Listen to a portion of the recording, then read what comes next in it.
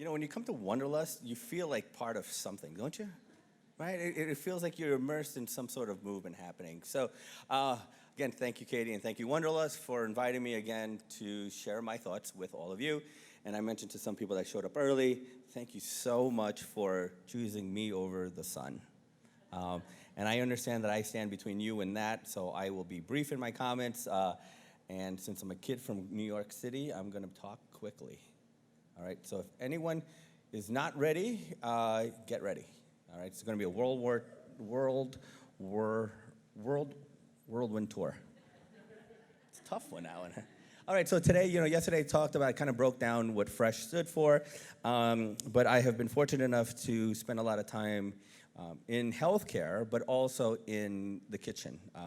I grew up with a mother who cooked everything from scratch. There was very minimally, almost no processed foods in my house growing up, and looking back on it, it really kind of formalized how I treat my patients by actually prescribing food as medicine. And so I was always struck by this quote by the great Wendell Berry. People are fed by a food industry which pays no attention to health and are treated by the health industry which pays no attention to food. Isn't that just like crazy to think of that paradox right there? And so this is actually a really interesting Time photo essay in 2013. It was called A Worldwide Day's Worth of Food. And it was 30 pictures of different parts of the world: Chad, Australia, Germany.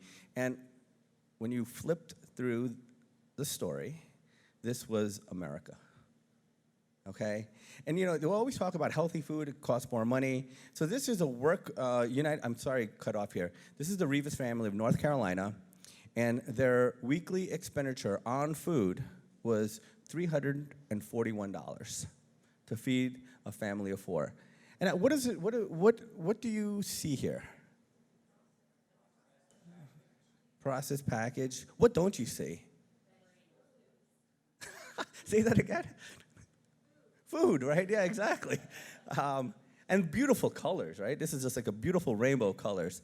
And so this is why we're in today's mess, right? The U.S. food consumption as a percent of calories, 63% of our calories are consumed by processed foods, followed by 25% of animal food and 12% of plant food. And this equation equals the SAD diet. All right? It's called the Standard American Diet, which is representable of 63% processed foods. And literally, the food is killing us. And this is a National Vital Statistics report from the CDC. This is somewhat dated in 2006, but the same trend still happened in 2016. Food is directly implicated in 4 out of the top 10 causes of death in our society. And again, like I mentioned yesterday, what drives me crazy about this whole thing is that if we flip the script and actually focus on prevention and health promotion, a lot of the stuff that's killing us will be eliminated. 80% of heart disease, stroke, and diabetes, 70% of cancer prevented. Again, prevented by adopting a healthy lifestyle. And as you saw some of these are actual real-life prescriptions of real food, whole food, plant-based diets, vegetables, and 365 days a year. Again, I actually very excited to be working with Chef Kevin. I was just on stage with him last session. I love the integration of food as medicine with a doctor and a chef talking about the benefits of cooking as well as the benefits of food. And this is my program called Fresh Med, where we take doctors out of the kitchen and out of the hospital into the kitchen to teach them about how to cook. And I just want to expand on this a little bit. So we started off with doctors, and then the nurses were saying, how come we're not taking the nurses out cooking? So we ended up bringing nurses, and then the chefs of the hospital started saying, how come we're not teaching us about healthy cooking? So we ended up, and this was really great, right? We had doctors, nurses, chefs, nutritionists all in the kitchen cooking together for one common goal of feeding each other, right? And you got to like each other, right, to feed each other, right? And again, this is a rooftop garden at Lenox Hill Hospital in Manhattan, feeding the patients from the rooftop. And that brings me to my composite, and then I'm going to really break it down for you all. So food, relaxation, exercise, sleep is the pillars of five pillars of well-being, where we found that if we take care of these 5 pillars, medicine is of little need. That's really the basic premise of what we're trying to do in Brooklyn. And if you're ever in New York, please come by. Mi casa, tu casa. And so now the food part, okay? Wouldn't it be easy if we just had this kind of grocery stores, right? On the left, you have foods that you can be proud of yourself, and on the right, bad foods you should be ashamed of yourself. That would be so easy. But unfortunately, every day you get more and more information, right? And we call it the daily confusion of our news. One day they say butter is back, one day say butter is bad, one say that, GMOs, one say paleo. So every day there's another story. And what I hope to do in the next, say, 15 minutes is actually go through my top 13 Graham's Baker's Dozen. Does everyone know why it's called the Baker's Dozen? Have you heard of that term, right? The Baker's Dozen? And how many are in the Baker's Dozen? 13. Why? Extra one for them to eat? No. King George, right, would actually cut the hands off a baker if they shortchanged the customer. So all the bakers back during King George time would throw an extra one in there just so that the customer wouldn't be shortchanged. So that is how the Baker's Dozen came to be. Right. I told you I'm full of useless Jeopardy facts, though. So again, we're all, and does anyone ever feel this way? The more I think, the more confused I get, right, when it comes to food. So again, here they are. So this is a funny thing here, right? Because I was going to talk about this just because in the spirit of where we are today and the political climates. So what I hope to share with my patients is actually truth, veritas, authenticity, facts, okay? Now, I want to share this with all of you. Icebergs are disappearing because polar bears are eating them. So that's true because polar bears do like ice, but I would argue the fact that they're not disappearing because they're eating them, right? So this is what we call an alternative fact, and I promise you in the next 13 minutes, these are not going to be alternative facts. These are going to be facts. Why? Because it all started with this guy. Let thy food be thy medicine, and let thy medicine be thy food. This is 400 BC. Now, medicine is slow to adapt things, right? But I think its time has come that we should actually be considering this as medicine. So here they are, Graham's Dozen, top 13 food facts. So, number 1, plant slant. Eat more plants. Populations that eat 5 or more servings of fruits and vegetables per day live longer, have less heart disease, stroke, and cancer. A plant-based diet does not necessarily mean being vegetarian. It means crowding in, right? Bringing more plants to the center of the plate. JAMA 2016, a 3% increase in plant protein intake was linked to a 10% decrease in overall mortality. One of the questions I often get by my plant-based people, my vegans, right, my non-vegans, is you're going to have enough protein? I think the current trend today is like, are we going to get enough protein through our plants? And I just want to remind you one thing, that our great mammals, our gorillas, and our elephants are vegans, and they do not look protein deprived, right? So it is possible, just have to be somewhere creative. And one of the favorite sources of, my favorite sources of proteins are actually these beautiful things, pulses and beans, right? And in fact, a pound for pound, you get more protein out of beans than you actually do get out of steaks. And that leads to another discussion which I simply don't have time for. Smaller is better. So this is one of these principles, eat off smaller plates, eat the smallest meal at the end of the day. As you can see, these are actually the same thing but different sizes. And what Bruce did out of Cornell was actually finding out that if you switched from a 12-inch plate to a 10-inch plate, people consume 22% less calories. And if you do that over a month, you get 5,000 less calories per month. So again, what I'm trying to do here is broad strokes, principles of healthy eating, not focusing so much on a dietary idea. So, small plate movement. Number 3, again, Chef Kevin, I firmly believe that the greatest thing we can do is actually adopt Michael Pollan's 7 words, right here. Eat food, not too much, mostly plants. And then I would challenge Michael to say, and cook them. And then what did he do? He actually started a book called Cook. So Michael Pollan's, I think one of the best quotes in his book is, the most powerful thing you can do with your health is cook. Cooking is more powerful than any medication. You are in control of what you put in your mouth, and I think there's no better way to controlling it than by making it. Oh, sorry. And, this is an interesting studies. Again, facts, right? People that actually cook, countries and societies that cook more have lower rates of obesity, as well as people that cook more than 5 times a week actually have a decreased risk of death. So again, cooking is not only good for your waistline, but also good for your life. Organic when you can. So this is my picture there, right? So this is what chickens have now turned into.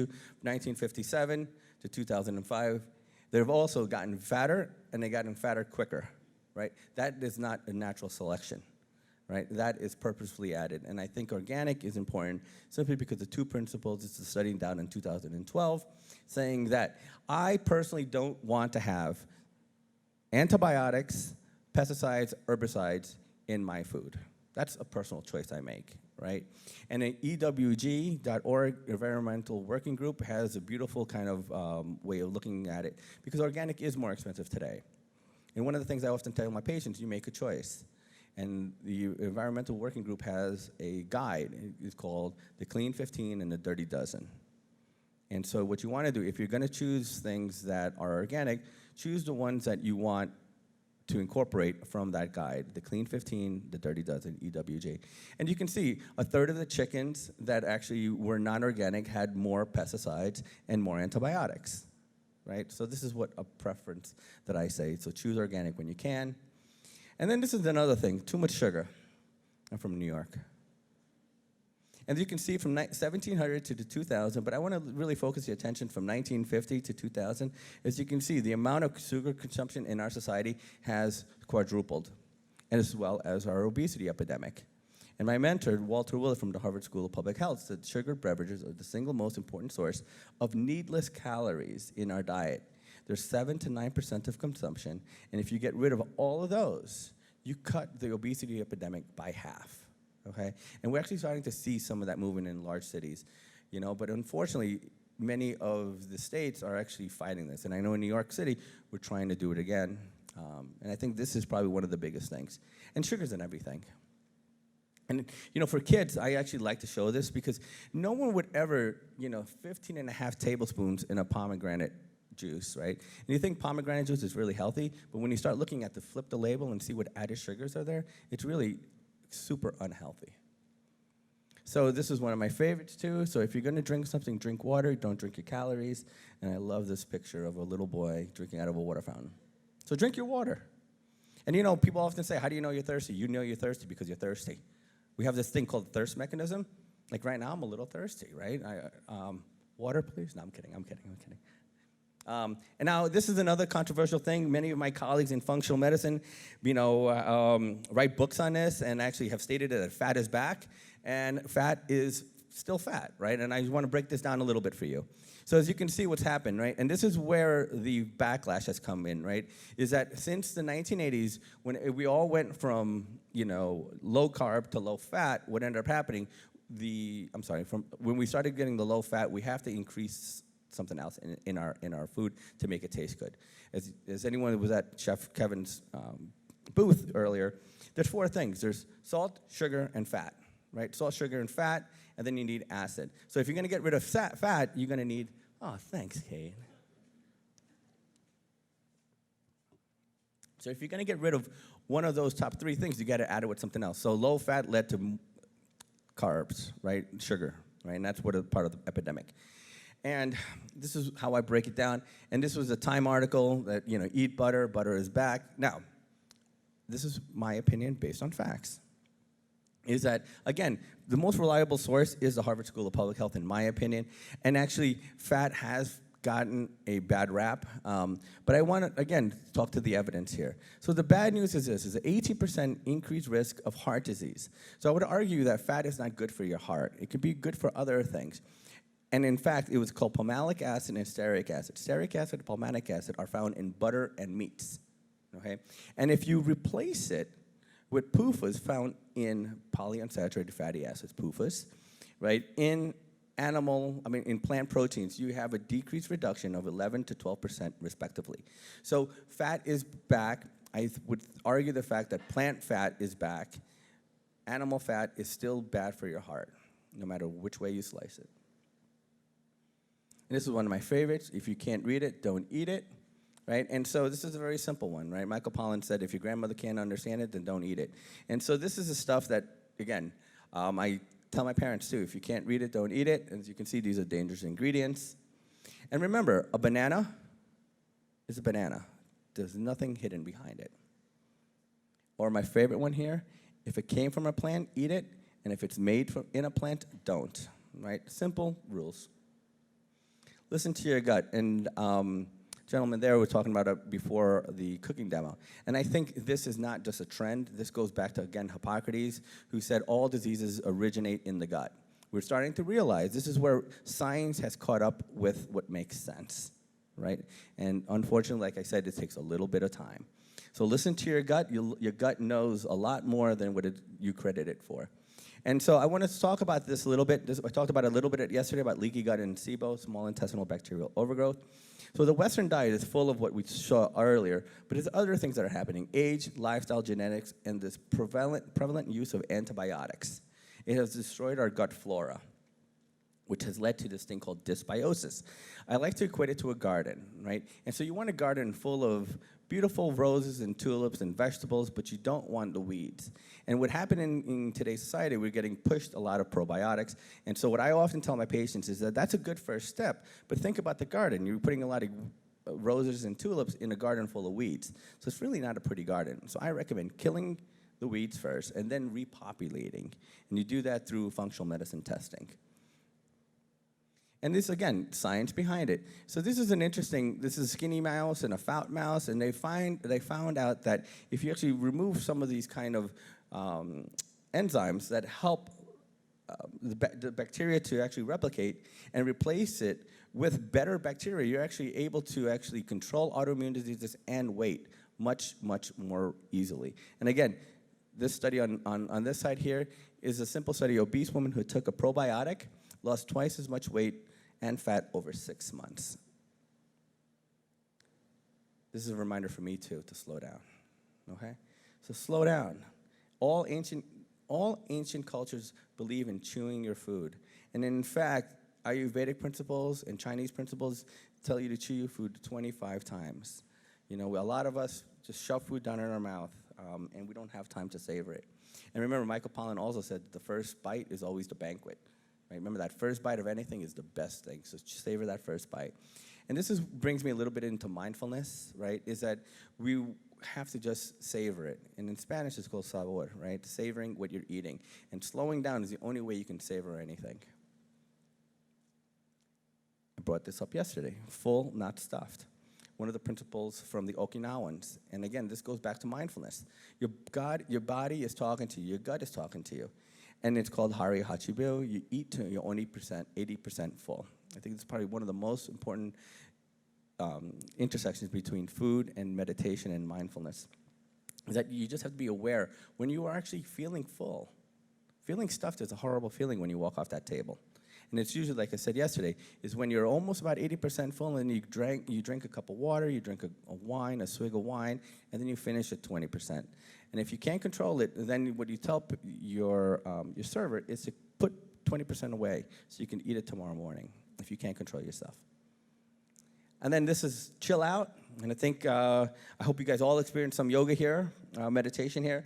And it's one of the principles. This is Julie, my wife, leading a session in Bryant Park in New York City.